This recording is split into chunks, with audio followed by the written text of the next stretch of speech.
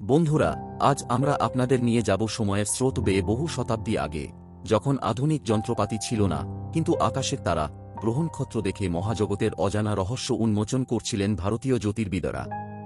আজকের আলোচনায় থাকছে দুই মহাগণিতজ্ঞ ও জ্যোতির্বিদ, আর্যভট্ট ও বরাহমিহির, এবং তাঁদের অমূল্য অবদান। আর্যভট্ট ছিলেন প্রাচীন ভারতের অন্যতম শ্রেষ্ঠ গণিতবিদ ও জ্যোতির্বিদ।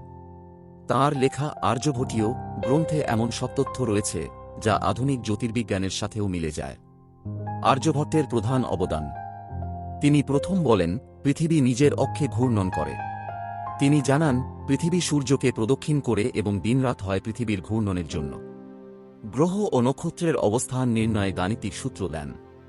চন্দ্রগ্রহণ ও সূর্যগ্রহণের বৈজ্ঞানিক ব্যাখ্যা দেন।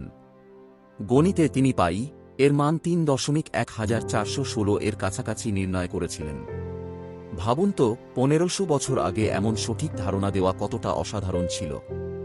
বরাহমিহির ছিলেন উজ্জয়িনীর রাজসভায় একজন বিখ্যাত জ্যোতির্বিদ। তাঁর লেখা পঞ্চসিদ্ধান্তিকা এবং বৃহৎসংহিতা আজও জ্যোতির্বিজ্ঞানের এক অমূল্য সম্পদ। বরাহমিহিরের প্রধান অবদান: তিনি গ্রহনক্ষত্রের অবস্থান নির্ণয়ের জন্য 5টি প্রধান জ্যোতির্বিদ্যা গ্রন্থকে একত্রিত করেন।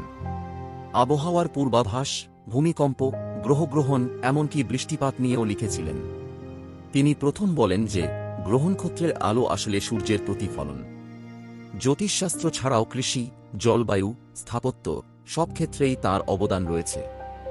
ভারতীয় জ্যোতির্বিজ্ঞানের গুরুত্ব: ভারতের প্রাচীন জ্যোতির্বিদরা শুধু সংখ্যা বা গ্রহের হিসেব করেননি, বরং বাস্তব জীবনে তা প্রয়োগও করেছিলেন।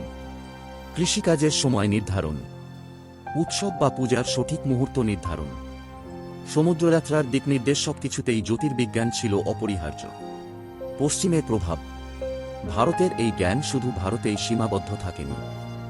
আরব ও গ্রিক পণ্ডিতরা এই জ্ঞান অনুবাদ করে ইউরোপে পৌঁছে দেন। পরে সেই জ্ঞান দিয়েই গড়ে ওঠে আধুনিক জ্যোতির্বিজ্ঞানের ভিত্তি। বন্ধুরা, আর্যভট্ট ও বরাহমিহির শুধু নাম নয়, তাঁরা ছিলেন সেই সব মহাপণ্ডিত যাদের চিন্তা ও আবিষ্কার আজকের স্যাটেলাইট যুগের পথ দেখিয়েছে। তাঁরা প্রমাণ করে গেছেন, জ্যোতির্বিজ্ঞান শুধু আকাশ দেখার বিদ্যা নয়, বরং মানব সভ্যতার অগ্রগতির মূল চাবিকাঠি। প্রশ্ন রইল আপনাদের কাছে, আপনারা কার অবদানকে বেশি গুরুত্বপূর্ণ মনে করেন, আর্যভট্টের পৃথিবী ঘূর্ণন তত্ত্ব নাকি বরাহমিহিরের গ্রহনক্ষত্রের প্রতিফলন তত্ত্ব? কমেন্টে লিখে জানান। ও এরকম আরও ভিডিও দেখার জন্য চ্যানেলটি সাবস্ক্রাইব করুন।